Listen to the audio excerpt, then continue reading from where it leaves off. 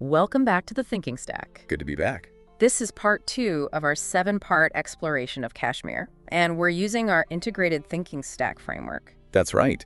Today we're diving into Layer 2 moral intelligence. And the mission for this part, it's sort of like putting all the different stories about Kashmir into a metaphorical courtroom. Exactly. We need to look at the justifications, the arguments, and maybe what gets left out. We've got several perspectives on the table. We do. There's Delhi's claim, based on the instrument of accession. Okay. Then Islamabad's argument, which really leans on the two-nation theory and, the fact that it's a Muslim-majority region. You also have the demand from within the valley for azadi, for freedom, often citing the UN plebiscite that never happened. Right, the unfulfilled promise.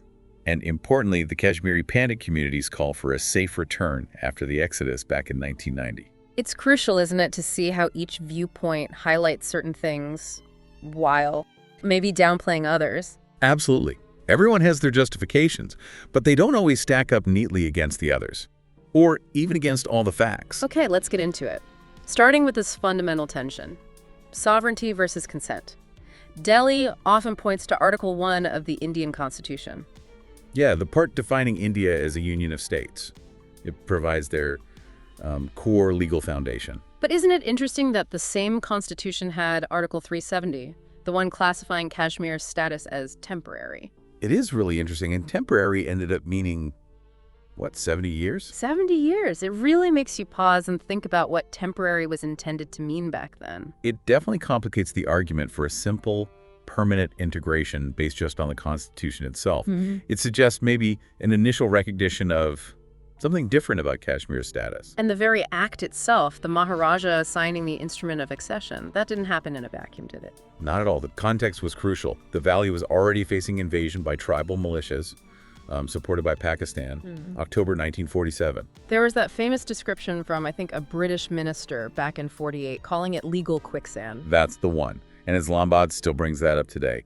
It highlights the sort of contested legality right from the start. But then, looking at Pakistan's side, Jinnah signed the standstill agreement with the Maharaja just before all this. He did, which was basically an agreement for non-interference to keep things as they were temporarily. Yet, only about 4 weeks later, those irregular forces entered Kashmir. Which Human Rights Watch later called Proxy Precedent 1. Yeah.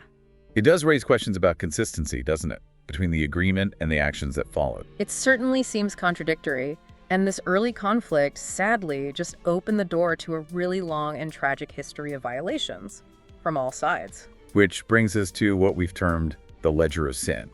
It's a way to catalog the documented violations and who allegedly committed them. It's grim reading, I imagine. It is, and what becomes painfully clear is that no single group has monopoly on victimhood. Assigning blame isn't straightforward. So what kind of violations are we talking about? Well, there are documented cases of extrajudicial killings, allegations of fake encounters, often attributed to Indian security forces. Amnesty International covered this. Okay. Then you have horrific massacres, like one Hama in '98, Chittasingpura in 2000. Responsibility there pointed towards groups like Lashkar-e-Toiba, or sometimes just unknown gunmen. Human Rights Watch documented these too. And the Pandit exodus in 1990. The threats, the violence. Absolutely. Attributed to JKLF splinter groups, Islamist mobs. It's powerfully described in personal accounts, like Rahul Pandita's book, A Real Ethnic Cleansing. Then there was the suicide bombing at the J&K Assembly in 2001. Yes, Jaish-e-Mohammed was blamed for that by the Indian government. And finally, this deeply disturbing issue of enforced disappearances. How many are we talking about? Estimates range, but often cited figures are between 8,000 and 10,000 cases, allegedly involving Indian agencies, again, according to rights groups like HRW. It's a horrific list, and like you said, fingers point in multiple directions. Which leads us to think about impunity, or perceived impunity, what we're calling sacred exceptions.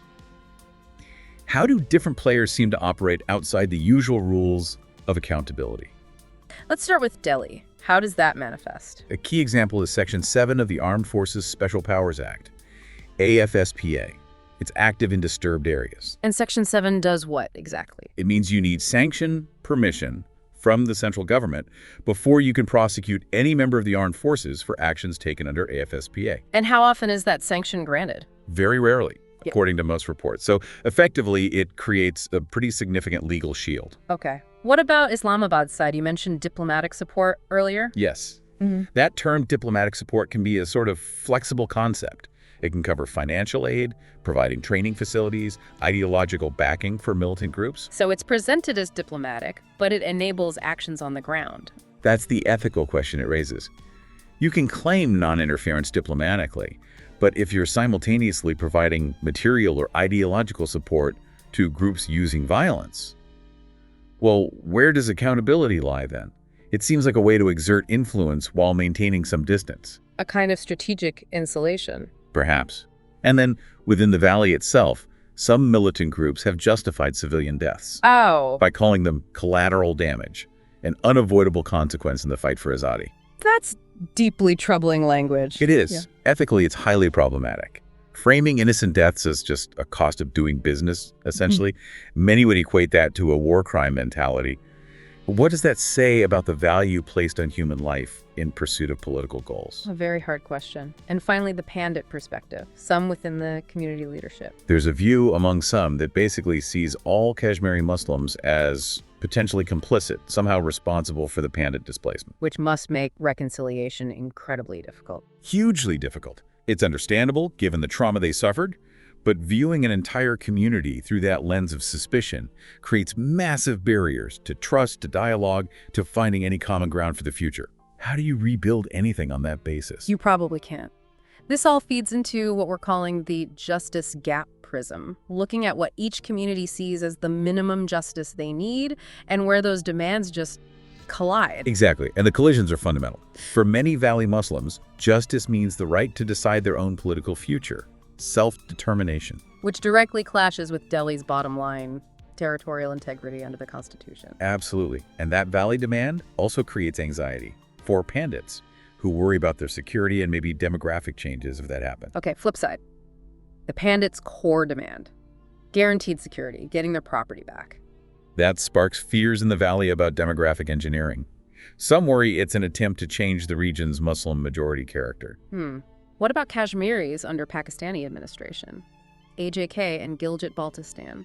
Their desire often focuses on ending what they see as second-class status within Pakistan's system.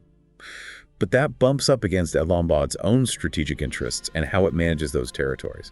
So Delhi wants constitutional integrity, which contradicts the UN plebiscite idea. And Islamabad wants international legitimacy via that plebiscite, which clashes with his own alleged history of using proxy forces. It really is a deadlock, isn't it? Yeah. A five-way tangle where one group's win looks like another group's existential threat. Precisely. It feels incredibly stuck. Let's shift slightly. How does humiliation fuel this? We're calling it humiliation currency. It plays a huge role, often overlooked.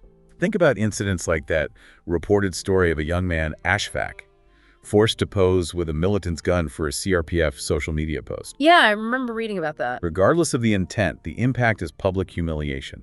Not just for him, but it resonates wider. It breeds deep resentment, maybe a desire for payback. And on the other side, maybe security forces feeling humiliated after an attack. Exactly. Like a soldier, say, whose convoy gets hit by an IED near the Lasi. The response might be heavy-handed, collective punishment. Actions that then humiliate the civilian population, making them feel powerless. It just feeds itself, this cycle. Humiliation leads to anger, leads to action, leads to more humiliation. It's a vicious cycle. Shame, dishonor. These feelings spread like wildfire and keep the violence going. And honestly, all sides have both inflicted and suffered this. Nobody has clean hands when it comes to this currency. So as we wrap up this look at Layer 2, moral intelligence, what are the core takeaways? The knife-edge truths? I think there are three main ones, all connected. First, sovereignty imposed without real consent from the people. Well, it can easily feel like occupation. Right. But conversely, any consent or self-determination needs to come with solid guarantees of security for everyone. Otherwise, it just leads to chaos. Okay, that's one. Second, victimhood is a powerful narrative. It's a resource, sadly, that all sides use. No single group owns it exclusively. Everyone can point to their suffering. And the third? This is maybe the toughest one.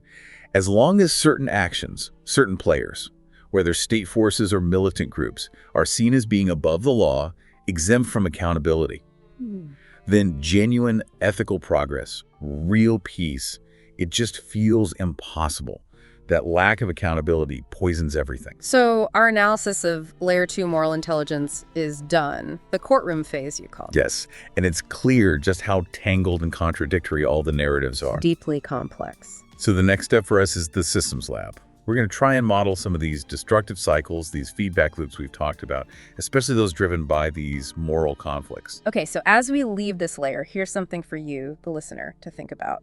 How does this selective application of morality, where rules seem to apply differently to different groups, combine with these recurring cycles of humiliation? How does that fundamentally block any real path towards a resolution in Kashmir? It's a critical question. Join us next time as we continue to explore the layers of this incredibly complex and enduring issue.